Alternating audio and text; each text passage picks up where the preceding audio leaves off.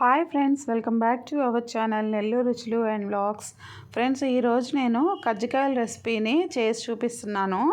పిండి వంటలు అంటేనే అబ్బో లేట్ అయిపోతాయి, ఇద్దరు ముగ్గురు కలిసి హెల్ప్ చేస్తే చేసుకుందాము అలా అనుకుంటూ ఉంటాం కదండి. అందులో కజ్జికాయల రెసిపీ అంటే ఒక్కళ్ళు చేస్తే అవ్వదు అది ఇది అనుకుంటారు. అలా కాదు, ఈజీగా సింపుల్ టెక్నిక్స్ తోటి నేను మీకు ఎక్స్ప్లెయిన్ చేసి చెప్తానండి. మీరు ఒక్కరున్నా కూడా ఈజీగా చేసేసుకోవచ్చు కజ్జికాయల రెసిపీ. అలానే లోపల స్టఫ్ కూడా చాలా టేస్టీగా వస్తుందండి ఇలా చేసుకుంటే. రేపు రాబోయే పెద్ద పండుగ సంక్రాంతికి మీరు కజ్జికాయల రెసిపీ చేసుకోవాలన్నా కూడా ఈ వీడియో మీకు చాలా బాగా హెల్ప్ అవుతుంది. చూడండి ఫ్రెండ్స్, ముందుగా మైదా పిండి తీసుకున్నాను. అందులో కొంచెం ఒక పావు స్పూన్ వరకు సాల్ట్ వేసుకున్నాను అనమాట. స్వీట్ రెసిపీ కదా, కొంచెం సాల్ట్ వేసుకుంటే బాగుంటుంది. అలాగనే ఒక 2 స్పూన్స్ ఆయిల్ వేసుకున్నానండి. ఇదేం కాగపెట్టిన ఆయిల్ కాదు, మామూలు నార్మల్గానే ఉన్న ఆయిల్ ఒక 2 స్పూన్స్ వేసాను అనమాట. అవన్నీ ఒకసారి చేత్తో మిక్స్ చేస్తున్నా అండి.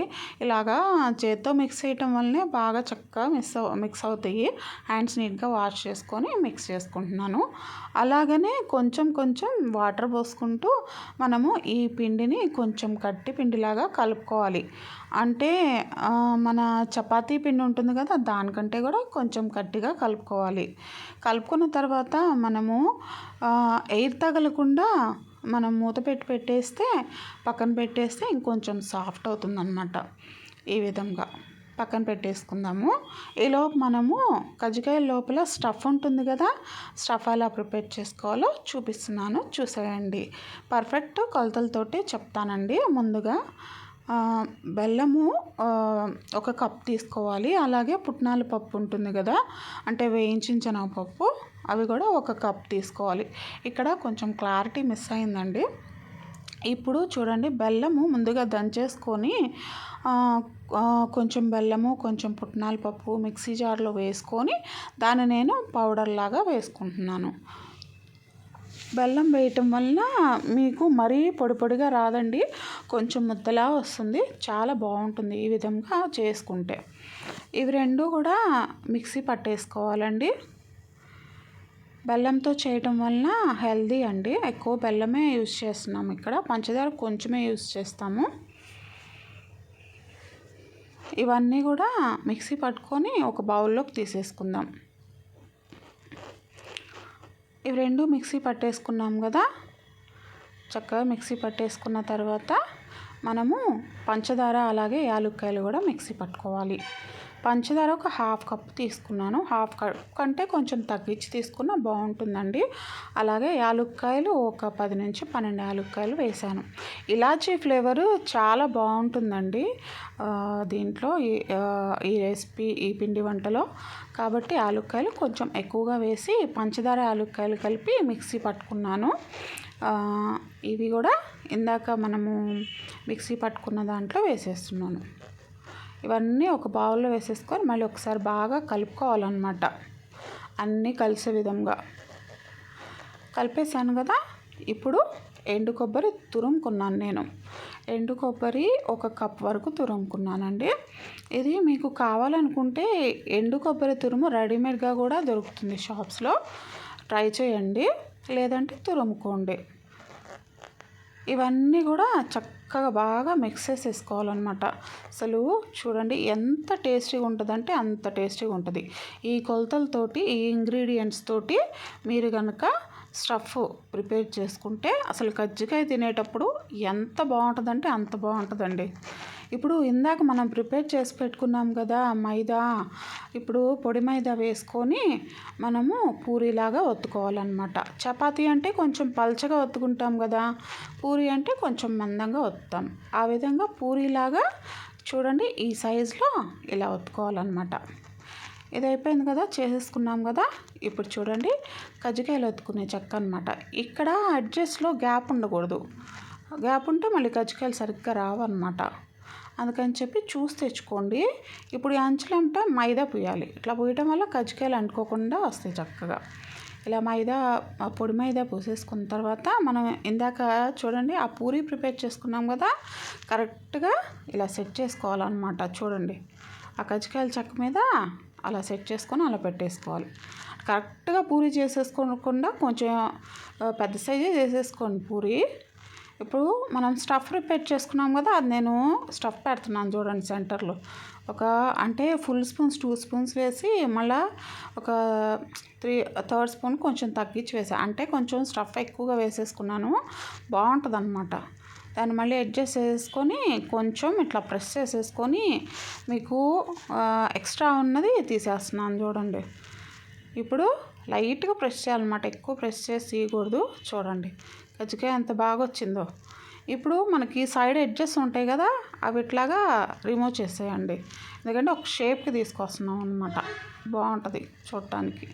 ఇప్పుడు చూడండి ఎంత బాగా వస్తుందండి కజ్జికాయ. చక్కగా మైదా పూసాం కదా, ఇట్లా విడిపోకుండా చూసుకోండి. ఎక్కడన్నా విడిపోయినట్టుంటే అట్లా ప్రెస్ చేయండి. లోపల స్టఫ్ బయటికి రాకూడదు అనమాట మనము డీప్ ఫ్రై చేసేటప్పుడు. చూసారు కదా, ఈ విధంగానే మొత్తం ప్రిపేర్ చేసుకొని పక్కన పెట్టుకోవాలి. ఇప్పుడు మనం డీప్ ఫ్రై చేసుకోవాలి. డీప్ ఫ్రైకి సరిపడా ఆయిల్ పోసుకోవాలి, కొంచెం ఎక్కువే పోసుకోవాలండి డీప్ ఫ్రైకి ఆయిల్.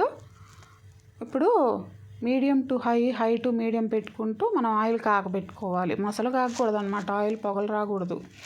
చూడండి ఎప్పుడైనా డీప్ ఫ్రై చేసేటప్పుడు పిండి వంటలకి మరీ ఆయిల్ ఎక్కువ కాకూడదండి. అట్లయితే మనకి పైన లేయర్ సరిగ్గా ఫ్రై అవ్వదు అనమాట. లోపలికంటూ ఫ్రై అయ్యి టేస్ట్ రావాలంటే మనకి ఆయిల్ అనేది చక్కగా ఎంతవరకు కాగాలో అంతవరకే కాగాలన్నమాట. మనం ఒక వాయి వేసిన తర్వాత మనకి హీట్ తగ్గిద్ది ఆయిల్. అప్పుడు మళ్ళీ మనం కొంచెం ఫ్లేమ్ పెంచేసుకుంటే మళ్ళీ కరెక్ట్గా హీట్ అయితే మళ్ళీ రెండో వాయి వేసుకోవచ్చు. చూసారు కదా, ఇలా చక్కగా కజ్జికాయలు ప్రిపేర్ చేసుకున్నవి ఆయిల్ కాగిన తర్వాత అందులో వేసేసుకున్నాను. జాగ్రత్తగా ఆయిల్ తగలకుండా వేసుకోండి. అంటే స్టార్టింగ్ చేసేవాళ్ళు అయితే. ఇప్పుడు చూడండి నిదానంగా అటు ఇటు కలుపుకోవాలి. అది మళ్ళీ కజ్జికాయ లోపల స్టఫ్ అది ఓపెన్ అవ్వదు. ఒకవేళ నిదానంగా కలుపుకోండి. ఇట్లాగా ఈ విధంగా టర్న్ చేసుకుంటూ ఉండండి. ఇలాగ టచ్ చూసారా ఎంత బాగా వచ్చిందో, అసలు ఎంత బాగా పొంగుతున్నాయో చూసారా. మైదా పిండిలో మనము కొంచెం ఆయిల్ వేసి కలిపితే అలా వస్తుంది అనమాట. ఇప్పుడు ఈ విధంగా మనము చక్కగా మరి కంగారు పడిపోకుండా కొంచెం నిదానంగా గోల్డెన్ బ్రౌన్ కలర్ వచ్చేంత వరకు చక్కగా కుక్ చేసుకుంటే అసలు కజ్జికాయ తినేటప్పుడు ఎంత బాగుంటుందో. పిండి వంటలు ఎప్పుడనంటే అప్పుడు చెయ్యం కదండి మనం. పండుగలు వచ్చినప్పుడు చేసుకోకపోతే మళ్ళీ మనకు అదొక వెల్త్గా ఉంటుంది అనమాట. కాబట్టి మళ్ళా చేసుకోవాలంటే అబ్బో ఎంత పనో అనుకుంటాం. ఇట్లా ఒక సింపుల్ టిప్ చెప్తానండి దీనికి. మనము స్టఫ్ ప్రిపేర్ చేసుకున్నాం కదా, ఆ స్టఫ్ మనము ఇది ఒకే రోజు చేసుకోవాలంటే ఒకవేళ టైం టేకింగ్ ప్రాసెస్ ఎక్కువ మొత్తంలో చేసుకోవాలి అనుకుంటే మీరు లోపల స్టఫ్ ప్రిపేర్ చేసాం కదండి పౌడరు, అది ముందు రోజు ప్రిపేర్ చేసేసుకొని ఒక డబ్బాకి పోసుకొని పెట్టుకుంటే ఫ్లేవర్ పోకుండా నెక్స్ట్ డే మనము పైన అంటే మైదా పిండి అది ఉంది కదా, అది కలిపేసేసుకొని అప్పుడు ఆ స్టఫ్ పెట్టేసుకొని మనం కజ్జికాయలు చేసేసుకోవచ్చు. ఇది చిన్న టిప్ అండి, మీకు నచ్చితే ఫాలో అవ్వండి. అలాగే మన ఛానల్ ఇంకెవరైనా సబ్స్క్రైబ్ చేసుకోకపోతే తప్పకుండా సబ్స్క్రైబ్ చేసుకోండి ఫ్రెండ్స్. వీడియోని లైక్ చేయండి, మీ ఫ్రెండ్స్కి ఫ్యామిలీ మెంబర్స్కి షేర్ చేయండి, ఓకేనా. కజ్జికాయలు కూడా చూడండి లైట్గా కలర్ చేంజ్ అవుతూ ఉన్నాయి. ఇంకొంచెం కలర్ చేంజ్ అయితే బాగుంటాయి అన్నమాట. ఇంత బాగా బబుల్స్ వస్తున్నాయో చూసారా. మైదా పిండి మనం కరెక్ట్గా కలుపుకోవాలి. కొంచెం ఆయిల్ వేసుకొని కొంచెం ఒక పావు స్పూన్ సాల్ట్ వేయటం వలన మనకి ఆ తీపి కూడా బాగా తెలుస్తుంది. ఇవి ప్రిపేర్ అయిపోయినాయి ఫ్రెండ్స్, ఇంకా గోల్డెన్ బ్రౌన్ కలర్కి వచ్చేస్తున్నాయి. మనము తీసేసుకొని ఒక ప్లేట్లోకి పెట్టేసుకోవడమే, అంతే ఫ్రెండ్స్. ఎంత ఈజీగానో మనం కష్టం అనుకునే కజ్జికాయలు ప్రిపేర్ చేసేసుకోవచ్చు. మీరు కూడా తప్పకుండా ట్రై చేయండి. కజ్జికాయలు ఎలా వచ్చినాయో నాకు కామెంట్స్ చెప్పండి. చాలా బాగా వచ్చినాయి అన్నమాట. చూస్తున్నారు కదా గోల్డెన్ బ్రౌన్ కలర్కి వచ్చేసినాయి. ఇంకా ఎక్కువసేపు ఉంచితే ఇంకా బాగా వండి కరెక్ట్గా ఈ కలర్కి వచ్చినాక మనం తీసేసుకోవాలి. నూనె అంతా శుభ్రంగా వంపేసేసుకొని తీసేసుకోవాలి. ఇది కావాలంటే ఒక టిష్యూ పేపర్ మీద వేసుకోండి. ఎక్కువ మొత్తంలో చేసుకునేటప్పుడు టిష్యూ పేపర్ అది వేసుకోలేము కదా, లేకపోతే ఒక చిల్లులు గిన్నెలన్నా వేసేసుకొని నేను శుభ్రంగా నూనె వడిన తర్వాత ఒక పక్కన పెట్టేసుకుంటున్నాను. చూడండి ఎంత బాగా రెడీ అయినాయో మన కజ్జికాయలు. సూపర్ టేస్టీ అండ్ డెలిషియస్ కజ్జికాయలు రెడీ అండి. Thank you friends. Thanks for watching this video.